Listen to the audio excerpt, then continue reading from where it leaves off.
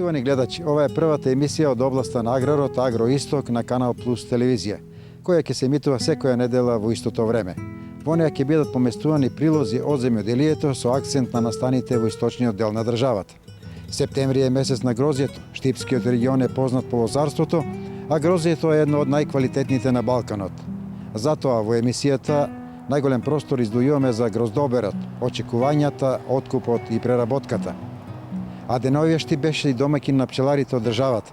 Повод да дознаеме нешто повеќе за пчелните производи и како да ги разликуваме оригиналните од фалсификуваните. Земјоделската задруга Илинден од Радање, општина Карбинци, е единствената фирма во овој дел на државата која меѓу првите започна со берба и извоз на трпезните сорти грозје. Ние со бербата почнавме на 25.8. Значи со берба Мишел Палиер, тоа е црно грозје. Моментално се бере исклучиво за извоз за Хрватска и за Германија. Оваа година очекуваме приноси негде околу 20 тони по хектар. Сега имаме прва берба, прво се прави првата берба, после 5-6 дена ќе имаме втора берба и после 5-6 дена ќе имаме трета берба. Од еднашка не стасува целото грозје. Така да на 3 раци берба имаме. Тоа се однесува за Мишел Палиер. После бербата на црното грозје, одеме на белото грозје, што е застапено. Бело грозје имаме Викторија, сорта Викторија. Исто и тоа ќе се бере за пазарите во Хрватска и во Германија. Со оглед дека се работи за извоз на пробирливиот европски пазар, како ја организиравте работата околу сортирањето и пакувањето? За да се тоа гројзе обере, не може секој работник да го бере. Треба да имаме луѓе кои знаат што треба да берат, треба да се одбере оно што е квалитетно гроздје за пазар, треба да се набере. Ние кај нас во нашата општина, такви луѓе со такво искуство за берба, за паковка, немаме, ретко имаме, превидејќи тоа не сме го имале, и приморани сме да донасеме луѓе од Кавадарци, од Неготино, за пакувањето. А бербата што го работиме со наши работници од задружата. Од каде идејата за трпезни сорти и што покажуваат досегашните искуства? Па вака сега, искуството покажува во своето дека трпезното гројзе секогаш има пласман, превидејќи е за исхрана, за людска исхрана. Тоа е застапено у нашата општина многу малку и мислам дека со потеко што го наприме не сгрешиме. Превидејќи почнаме прво со вранец, вранецот го носиме исклучиво за винарските визби и мислиме дека треба да бидеме застапени и со трпезно гројзе.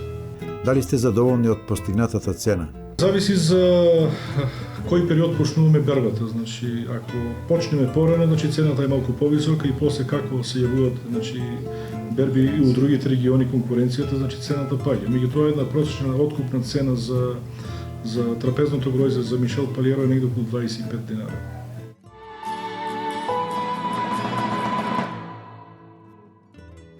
Нашата екипа деновиве беше меѓу берачите на лозовата плантажа во Радање. Сакавме одблизу да дознаеме каков производ бараат европјаните. Тера Продукт е фирмата извозник на грозје од Радање. Незиниот представник ни кажува какво грозје бараат европјаните. Од квалитетот на гројзот сме задоволни, уедначено зрна на гроздокот, зелена држка, тоа не е битно за пазарот, добра заштита и да биде гројзето свежо и квалитетно набрано. Во амбалажа се бере во друга амбалажа, поголема, после пакува друга, се чисти, носиме пакувачки од Неготино, берачките се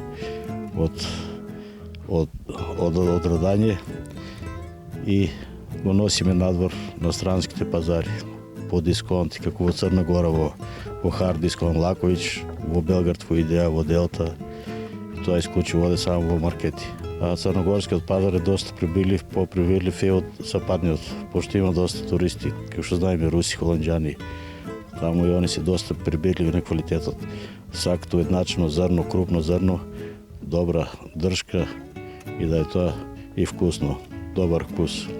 Тоа го нуди Илинден од Радање. Тоа Илинден од Радање, добро производство има направено. И затоа ни е долгогодишна соработката. Колку планирате да откупите година?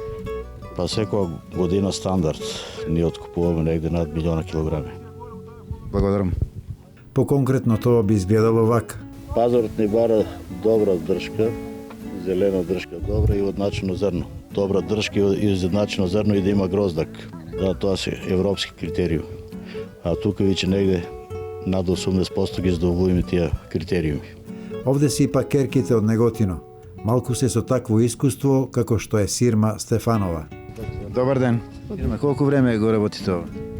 Од 15 години. Од 15 години сум полозите. Па треба добро да е изработено најнапред, испрскано сето тоа и после тоа, па ние треба добро да го средиме у гајбите, да има изглед. И тоа. Странците не го барат. Инако, ако не е добро грозито и странците нема да го примат. Не го сакат. Какво е ова грозје? Квалитетно ли? Квалитетно. Грозито е многу квалитетно. Сега и ние како ќе го наредиме зависи, а иначе квалитетно грозито. Покажете ни еден грозд. Па, малце нема, многу малце има за чистење.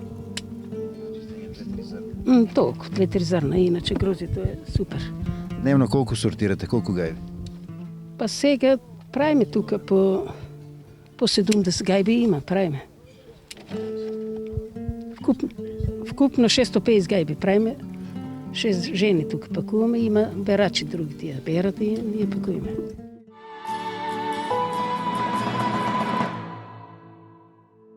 Езимит вино во Штип е реномиран винарски капацитет кој повеќе од 10 години е еден од препознатливите производители на вина наменети за извоз. Во новата сезона на грозјето, Езимит планира да складира околу 20 милиони килограми грози. Езимит вино започна со преработката на грозјето од годинашнава реколта. Според одговорните во оваа фирма, грозјето е со висок квалитет, се работи деноноќно со цел да се искористат поволните временски услови за да се преработи секое зрно грозје. Ние сме многу задоволни од квалитетот, претежно од врнежите и сончевите денови се испадна како порачено, како што очекувавме и како што сакавме. Годинава Езимит вино планира откуп на 20 милиони килограми грозје, од кое дел ќе биде сместено во визбата во Штип, а дел во винарската визба во Лозово, која од неодамна е во собственост на штипската фирма. Го проширивме нашиот капацитет, купивме нова винарска визба во Лозово и оваа година планираме да откупиме 15 милиони килограми грозје. Со тоа планираме да откупиме околината каде што се наоѓа визбата, потоа Велешката околина, Свети Николе и сите села што се наоѓаат во околината на визбата. Во Езимит вино на прво место се кооперантите. Парите за предаденото грозје им се исплаќаат истиот ден. Езимит останува на девизата донесено во визба добар квалитет и додека да се отиде дома лозарот да биде веднаш исплатено грозјето. Во наредните денови, слично како и минатите години, ќе се откупува квалитетно грозје од сортите Вранец, Шардоне, Смедеревка, Мерлот, Каберне.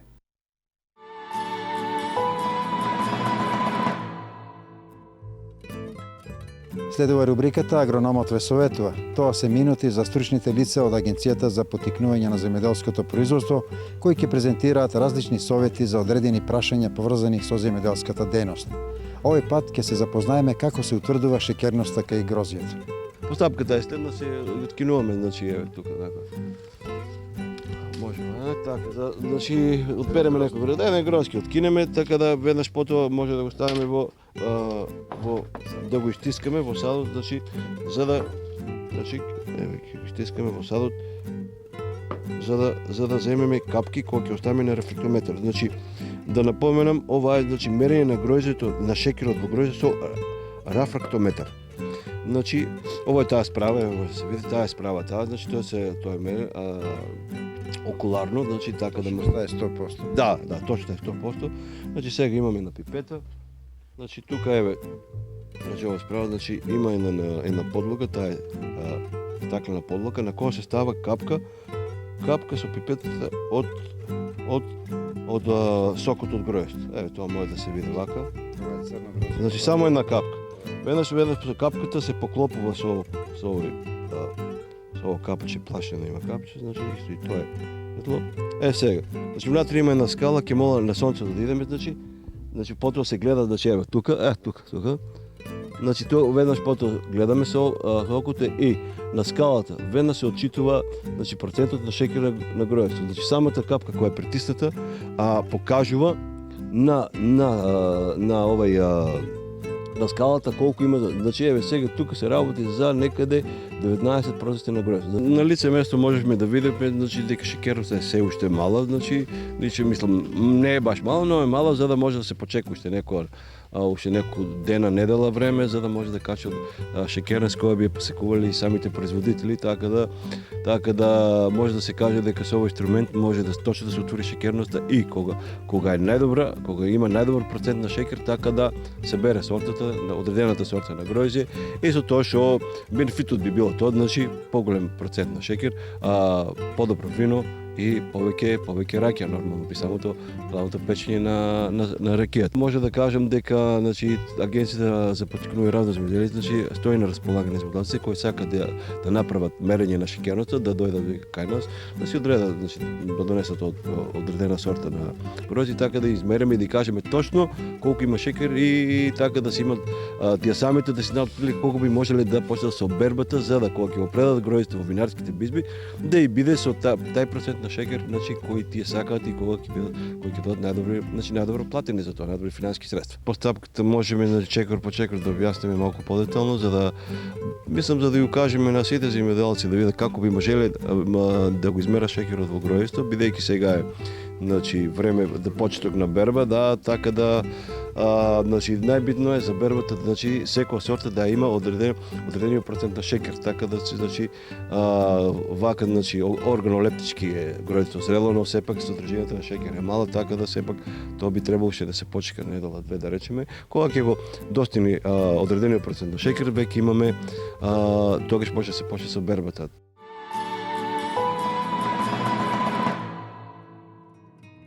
Како што најавивме, деновиве Штип беше домаќин на пчеларите од државата.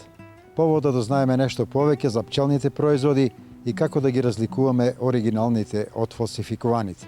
Пчеларството е дејност која е во експанзија, дали поради субвенциите или поради приказните за добра и брза заработка, во последно време се зголемува бројот на пчеларите и луѓето кои започнуваат со одгледување на пчели.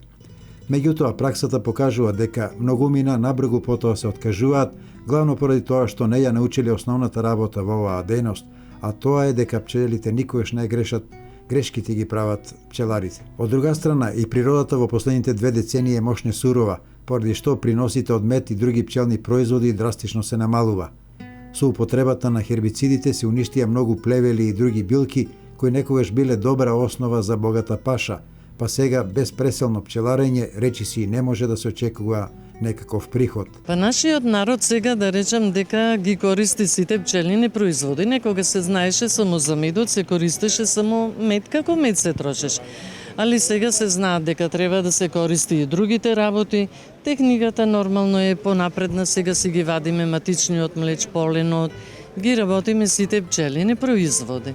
Па секој кој како сваќа, некој задоволни, некој незадоволни, од секогаш постоело и секогаш така ќе биде.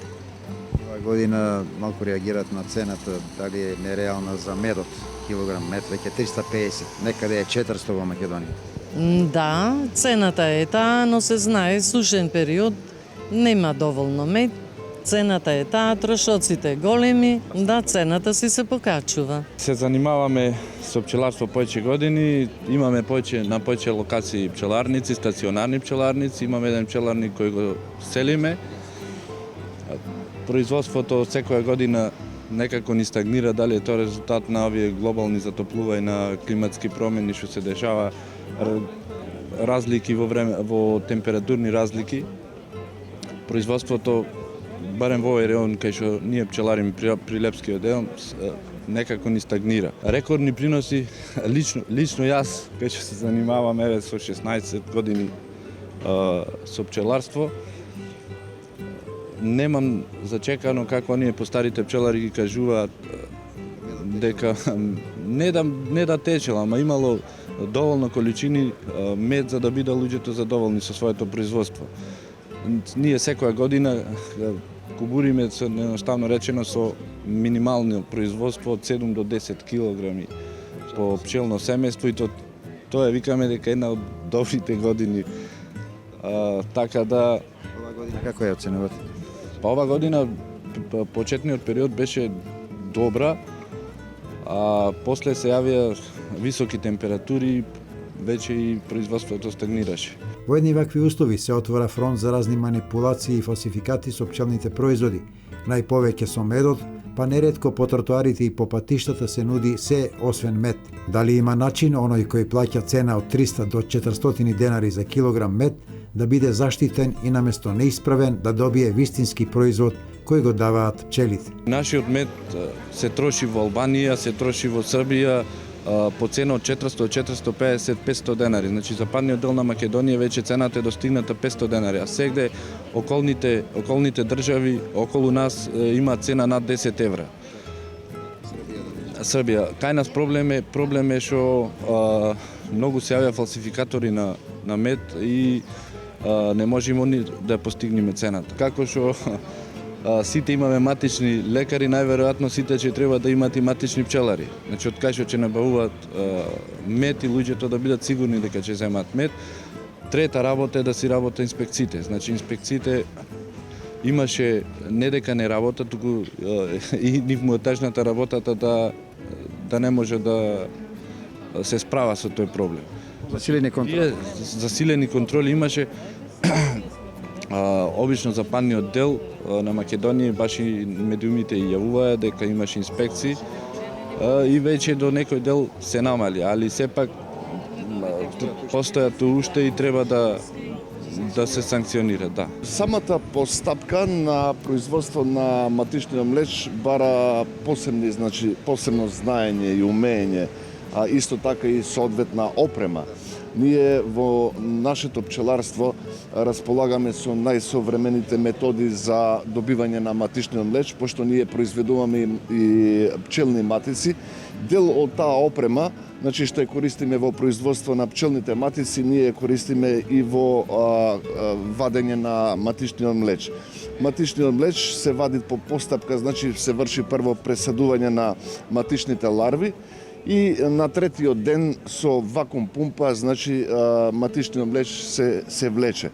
Меѓутоа, многу важно е свежиот матичен млеч веднаш да се складира, значи во фрижидер во длабоко и како таков, значи тие својства може да ги одржи една година. Доколку тој матичен млеч не се комерцијализират во таа година, тогаш има постапка на лиофилизација на матичниот млеч, тоа е постапка, значи кај што се извлекува влажноста се суши, декидрират и во тој случај, значи тоа е више како лиофилизиран матичен млеч. Што значи дека својствата на матичниот млеч се активни, највише се активни за една година.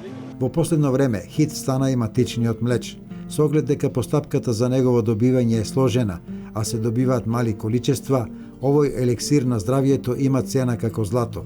Се продава во грамови, посебно и помешан со мед. Овој производител кажува како се доаѓа до вистинскиот млеч.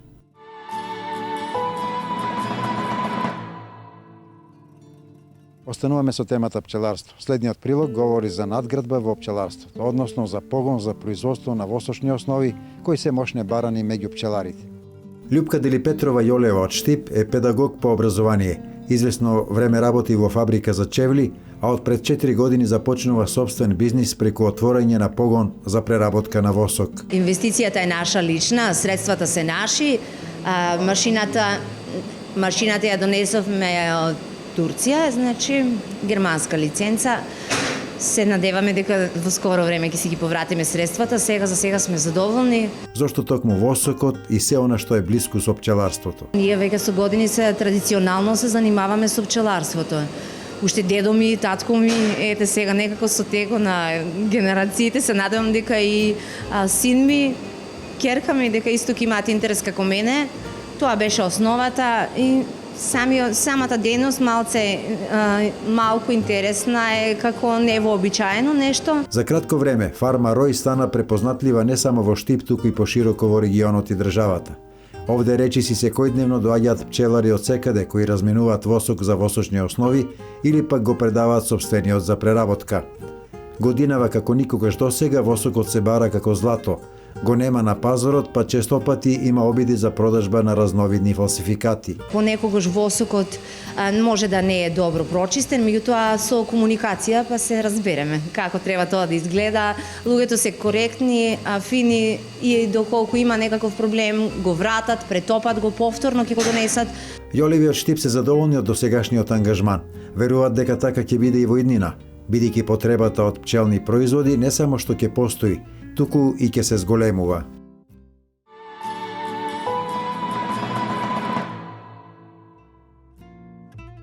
Јас имам една јуница, осемената е пред 3 месеца. 2 месеца траеше и кусур, пред 20 дена разводи се, а до тогаш ништо не е тражила. Па ме интересира што е узрокот што не се водеше толку време и што не конципира на време.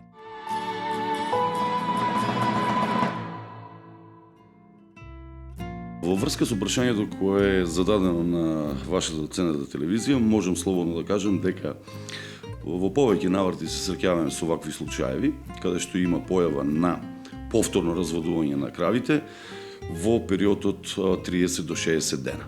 Значи, не случајно ние секогаш напоменуваме дека обврската на самиот сточер е да мора да прати тајмингот, односно периодот на припуштање на говедата за конципирање, односно за вештачкото осеменување. Што значи, полната зрелост се постигнуваат негде од 16 до 18 месеци и после тоа преминуваме кон вештачко осеменување, односно припуштање на говедата во репродукција.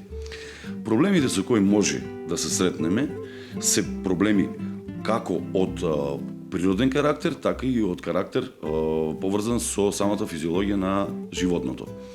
Во делот на проблематиката каде што имаме реални проблеми во самото животно, односно самата физиологија, се појавуваат проблемите од исхраната. Повторно можам да кажам дека најголем проблем е условите во кои самите животни се чуваат, светлоста е поврзана како број 1, и јајниците, развивањето на самите јајници, односно постигнувањето на нивната големина и прскањето на јајните фоликули. Што значи, пред секое вршење на осеменување, мора да се направи преглед во каква состојба се јајниците. Во колку тие ги исполнуваат сите оние оптимални услови кај што гледаме дека може да се изврши вештачкото осеменување, тогаш се преоѓа на вештачко осеменување. Во колку има промени анатомски, појава на цисти, неформирани јаници адекватно, со адекватната големина која треба да ја имат, во таква ситуација се преминува кон третирање, односно третман за освежување на самите јаници и доведување до состојба каде што тие едноставно ќе можат да на начин, да кажам, да прснат, односно да овулираат и да дојде до контактот помеѓу сперматозоидот и јанета келија. Друга работа што можам да ја потенцирам за ваквите случаеви, имаме и случаеви каде што имаме болести, како например, да кажеме, појавата на хламидиозата, истото и се појавува кај појавата на болестите од типот на бруцелозата. Во такви случаеви неопходно е да се земе крв, да се испита каква е состојбата кај животното, бидејќи може да дојде до ситуација да абортуците се појавуваат или од тајмингот за вештачкото осеменување биде продолжен. Што значи, проблематиката околу овој дел мора самиот сточер да биде присутен и да прати во каква состојба е животното и од моментот на појавувањето на слуста, таа треба да биде бистра, чиста и тајмингот на осеменување започнува од 0 до 12 часа, што значи мирувањето и просто кажано отварањето на материцата и цервиксот, каде што ние го вршиме осеменувањето, е тајминг кој што е идеален. Во таква ситуација можеме со 100% да гарантираме дека осеменувањето ќе биде извршено безпрекорно.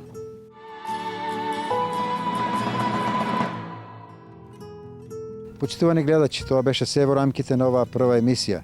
Доколку ви се допаднаа прилозите, ве покануваме повторно наредната недела во истиот термин. Довидување.